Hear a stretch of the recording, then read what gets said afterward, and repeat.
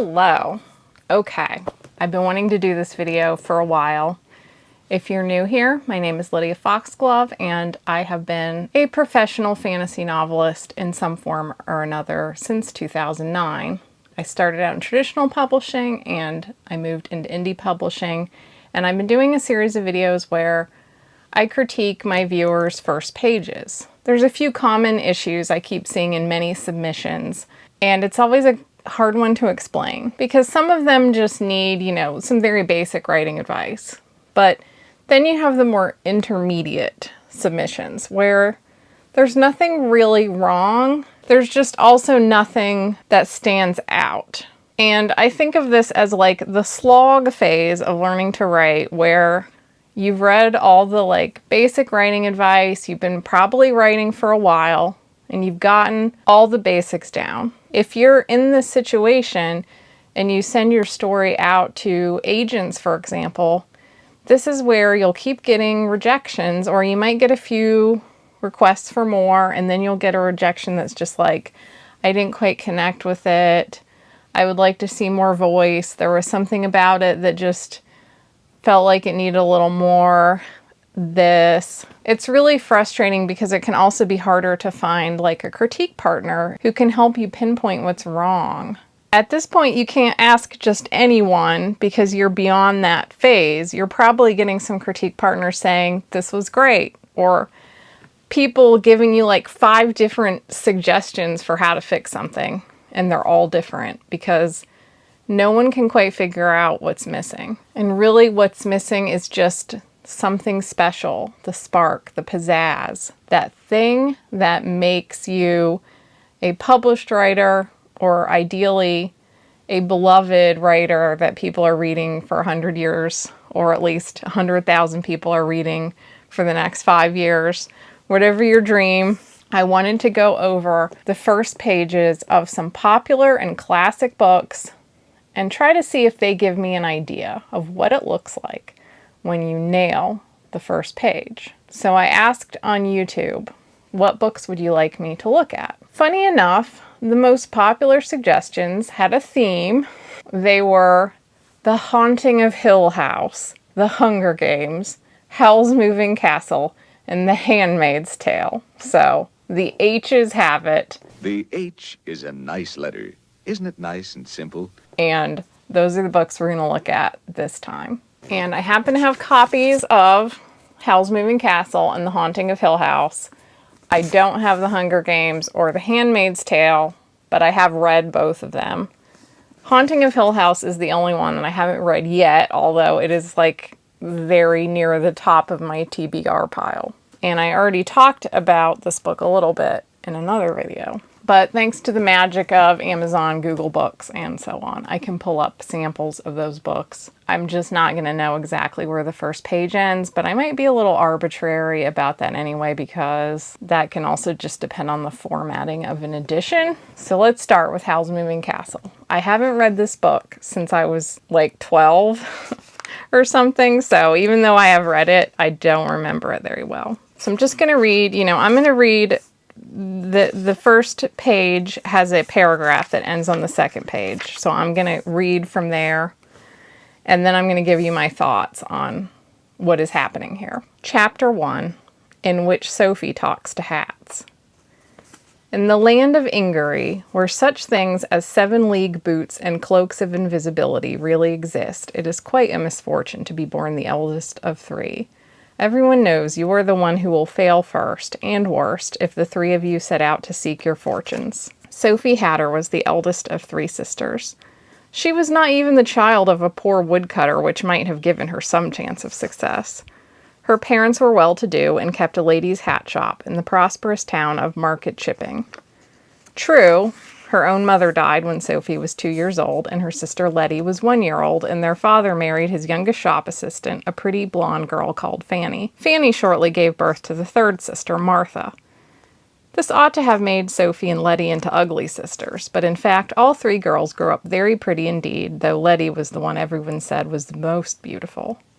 Fanny treated all 3 girls with the same kindness and did not favor Martha in the least. Okay, so the one thing that I notice right away with this book is that it just has a lovely sense of a fairy tale voice that has little individualistic things about it. And it's playing with the tropes of a fairy tale, which is in itself kind of a trope at this point.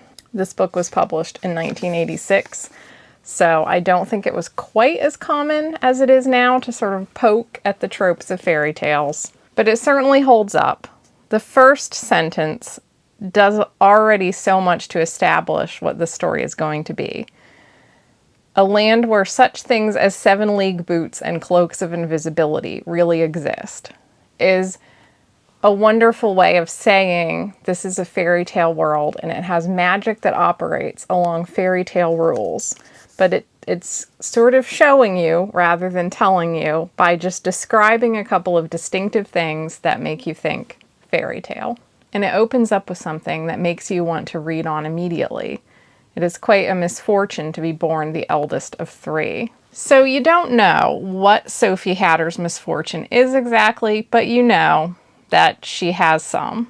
And you're probably going to want to read a few pages just to find out what the misfortune is. It poses a question in the very first sentence. What is the misfortune of being an eldest child? And that's an interesting question because it could go so many different directions. The voice of this book is rather delightful, so I would want to know where it was going. The second sentence gives you a little bit more of an idea where it might go. Everyone knows you are the one who will fail first and worst if the 3 of you set out to seek your fortunes. So you might guess that Sophie is going to set out to seek her fortune and that she's going to run into some trouble. After that, we get into a little description of Sophie's life. She's not even the child of a poor woodcutter. Her parents are well-to-do. They have a hat shop. You get to know the names of her sisters, and this is the kind of paragraph that could skew into too much telling of information that we don't need right now. But because of the type of story that it is, I think that it works. And also just because the voice of it is told with humor. It's not just telling you the raw facts about Sophie's family. It's giving you little bits of charm like this ought to have made Sophie and Letty into ugly sisters. I actually am rather fond of a book that opens up telling you the backstory of the main character, but it has to be done with a very confident and interesting voice. If you just tell the beginning like blah, blah, blah, like you're just trying to, like you feel obligated to report on the main character's status in life, their job, their hometown, their hair color, and it's just like a list, it falls flat. But if it's this very lively explanation of their life, I really like it when books open up that way. So then we come to The Haunting of Hill House.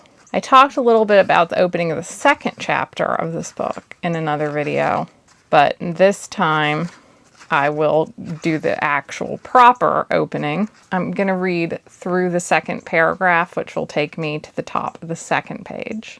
When I do these critiques, I do 500 words, which depending on like the font size and the size of the book, it's really going to vary. This is probably actually less than 500 words generally, but let me know if you want me to go a little deeper in the future or if you like the punchy length, because I'm not really sure. A part of me kind of wants to go deeper, but I also don't want to bore you. So let me know what kind of length you'd like to see in the future. Chapter 1. No live organism can continue for long to exist sanely under conditions of absolute reality. Even larks and katydids are supposed by some to dream. Hill House, not sane, stood by itself against its hills, holding darkness within. It had stood so for 80 years and might stand for 80 more. Within, walls continued upright, bricks met neatly, floors were firm, and doors were sensibly shut. Silence lay steadily against the wood and stone of Hill House, and whatever walked there walked alone. Dr. John Montague was a doctor of philosophy. He had taken his degree in anthropology, feeling obscurely that in this field he might come closest to his true vocation, the analysis of supernatural manifestations. He was scrupulous about the use of his title. because his investigations being so utterly unscientific, he hoped to borrow an air of respectability, even scholarly authority, from his education. It had cost him a good deal in money and pride, since he was not a begging man, to rent Hill House for 3 months, but he expected absolutely to be compensated for his pains by the sensation following upon the publication of his definitive work on the causes and effects of psychic disturbances in a house commonly known as haunted. He had been looking for an honestly haunted house all his life. When he heard of Hill House, he had been at first doubtful, then hopeful, then indefatigable. He was not the man to let go of Hill House once he had found it. I feel like Shirley Jackson is just truly a master, and when I look at her writing, I feel, the thing about her writing is that it has enough simplicity that I feel like I could achieve it, but then at the same time, there is such confidence and carefulness about every word that she has selected, and I know that she was like this as a writer, that she would work her drafts until they were perfection, and you can just feel it. It is the kind of simplicity that is not easily gained. This is such a confident opening. I feel like it's very rare to see an opening like this in a work by someone who hasn't already gained confidence as a writer. But it builds up a sense of tension so brilliantly from the start. You really just have to know what is going to happen in Hill House. It's rather wordy, which again is something that I would not even probably attempt as an amateur to intermediate writer unless I was in a genre that really demanded wordiness. Are there genres that demand wordiness? So let's look at some individual sentences. No live organism can continue for long to exist sanely under conditions of absolute reality. Even larks and katydids are supposed by some to dream. What a sentence. Reading it the second time, I comprehended it a little better than the first time. That no living thing can only dwell in reality. That we all need dreams. And the particular selection of larks and katydids. When I'm talking about putting in descriptions or dialogue into your books that feel fresh, that's an example of it. And you have to be careful because you don't want it to come across as too forced. But the fact that she chose larks and katydids and not like, birds and dogs or just, something basic, that these words have this poetry to them. I feel like if I was an agent or an editor, what I would really be looking for is not just like, this is good, but someone who knows to choose a lark and not a bird. And then Hill House, not sane, stood by itself against its hills. What a second sentence. It has been established that no living thing can exist sanely in absolute reality. And now we know that Hill House is not sane. And when we get to within, walls continued upright, bricks met neatly, floors were firm, and doors were sensibly shut. And whatever walked there, walked alone. It's built up such a mood in just the first paragraph. So Hill House is the character in this first paragraph. In the second paragraph, we are introduced to Dr. John Montague, a doctor of philosophy who has taken his degree in anthropology, but his true vocation is the analysis of supernatural manifestations. He was scrupulous about the use of his title because, his investigations being so utterly unscientific, he hoped to borrow an air of respectability, even scholarly authority, from his education. That is a great character detail to introduce. And again, much like saying larks and katydids, Shirley Jackson is choosing a really intriguing fact to tell us who her character is, rather than just leaving it at, he was a doctor of philosophy and he took his degree in anthropology.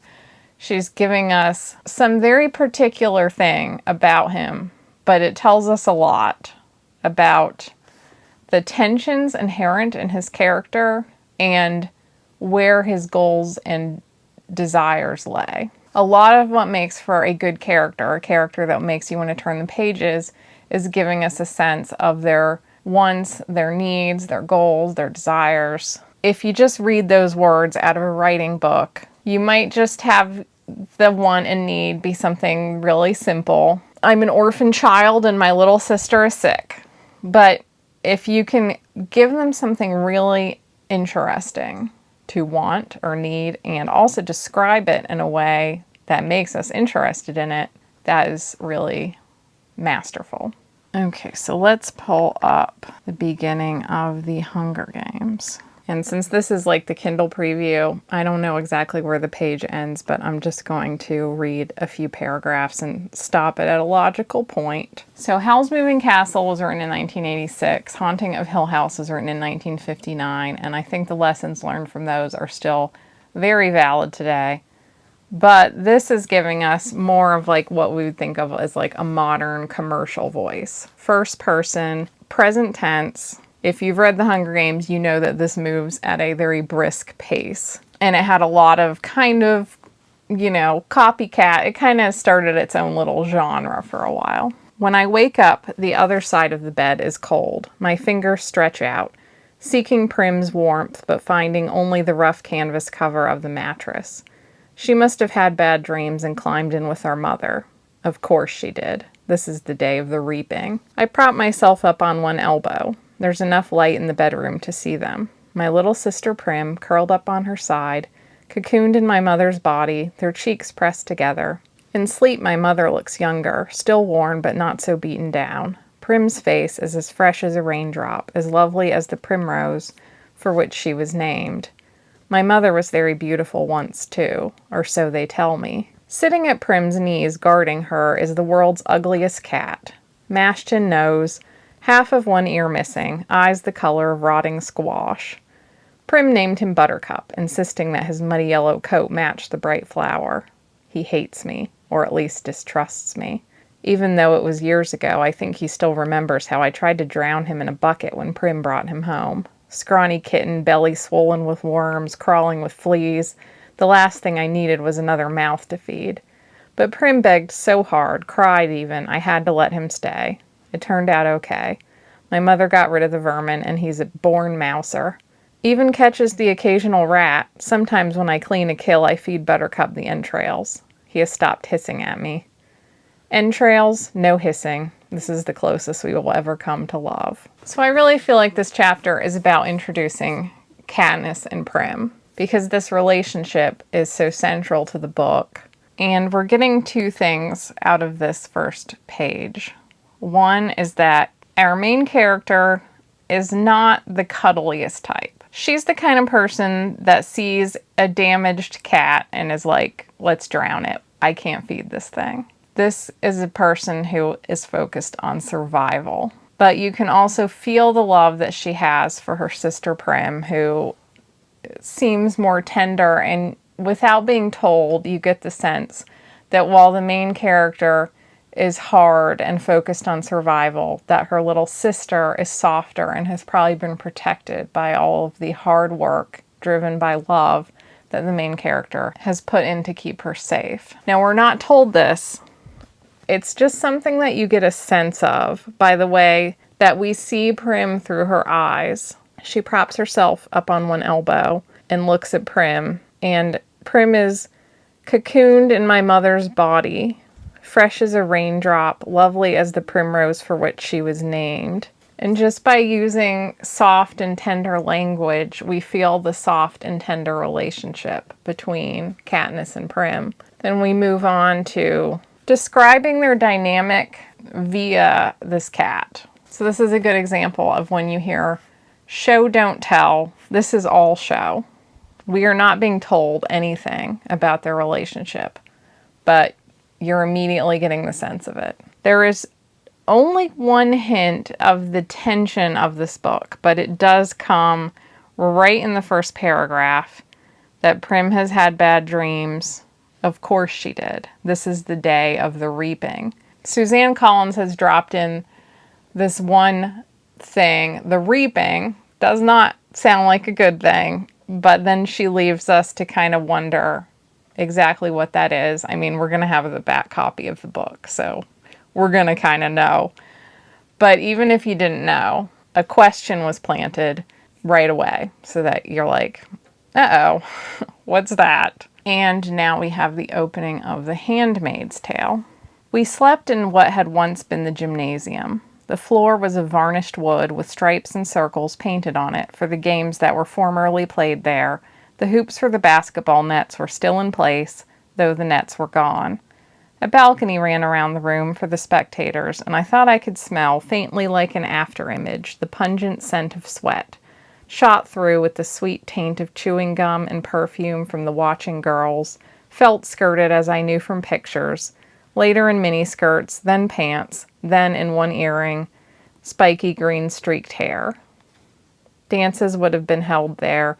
The music lingered, a palimpsest of unheard sound, style upon style, an undercurrent of drums, a forlorn wail, garlands made of tissue paper flowers, cardboard devils, a revolving ball of mirrors, powdering the dancers with a snow of light. There was old sex in the room, and loneliness, and expectation of something without a shape or name. I remember that yearning for something that was always about to happen, and was never the same as the hands that were on us there and then, in the small of the back, or out back, in the parking lot, or in the television room, with the sound turned down, and only the pictures flickering over lifting flesh. Much like Shirley Jackson. This is one of those openings where you're like, well, I give up. So this is a story where basically Margaret Atwood is describing something familiar. A gymnasium. The whole thing is a description of a high school gymnasium and the things that happen there. But it is so tense, so well written, and you just have to know what's going to come next because of the writing and because of all the little clues of just anxiety that it's giving you. And it's like earthy.